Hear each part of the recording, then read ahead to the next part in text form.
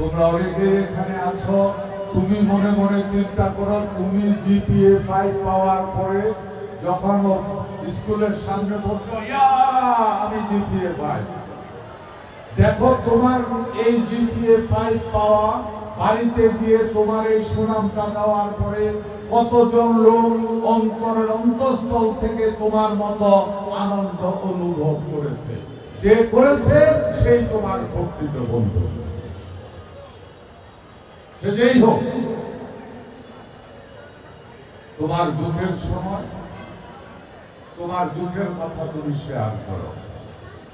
দেখো যে বন্ধু তোমার দুঃখের কথা শুনে তোমার মতো দুঃখ অনুভব করা শুরু করবে, তোমার কান্না দেখে তারও চোখের পানি পড়বে, সেই হলে তোমার প্রকৃত বন্ধু।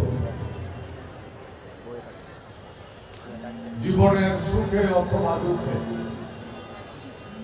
হোক সে নিশিরাত, হোক সে ঘূর্ণিঝড়ের রাত্র, হোক সে আমাবস্যার রাত্র, তোমার সুখে অথবা দুঃখে যে বন্ধু সবকিছুকে উপেক্ষা করে তোমার সুখেও পাশে এসে দাঁড়াবে, সুখে দুঃখেও পাশে এসে দাঁড়াবে, সেই হবে তোমার প্রকৃত বন্ধু। প্রশ্ন তোমাদের হাতে তুলে দিয়ে গেলাম। চিন্তা করো 3 মিনিট, 1 মিনিট 30 সেকেন্ড আমার জীবনে এমন কোন বন্ধু কি আছে? যদি কারোর এইরকম 3 জন বন্ধু থাকে, হতে পারে সে আত্মীয়, হতে পারে সে ক্লাস ফ্রেন্ড, হতে পারে অন্য কেউ, যদি 3 জন বন্ধু থাকে ঠিক এই মানসিকতা, আমি গ্যারান্টি দিয়ে বলছি তুমি পৃথিবীর সবচাইতে হ্যাপি মানুষ। খুঁজে দেখো এমন 3 জন বন্ধু তোমার জীবনে আছে কিনা। যদি তার থেকে বেশি থাকে তুমি সত্যি অপ্রতিদ্বন্দ্বী হতে পারো। আসো বক্তব্যের শেষ প্রান্তে। এই পৃথিবী তোমার, এই পৃথিবী আমার, এই পৃথিবী আমাদের।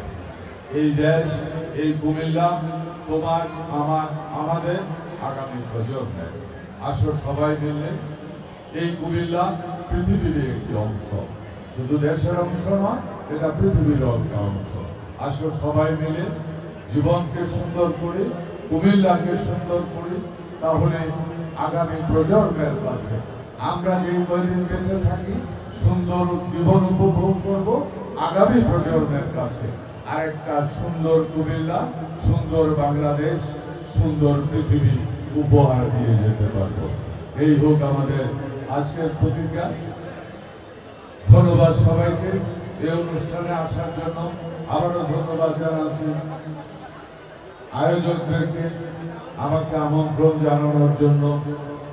যাওয়ার আগে শুধু এইটুকু বলি, তোমাদেরকে দেখে আনন্দ যেমন হয়েছি, হিংসাও লাগতেছে।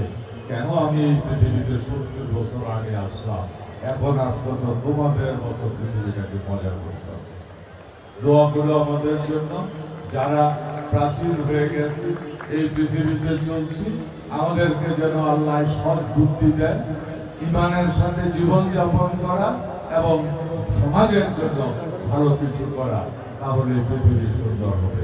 চলো আমরা প্রতিজ্ঞা করি, আমি নিজে সৎ হব, অন্যকে সৎ হতে উৎসাহিত করব। যে নিজে সৎ নয়, অন্যকে সৎ বলার বা অসৎ বলার কি বলবো, এটাকে তার কোনো অধিকার থাকে না। ধন্যবাদ সবাইকে।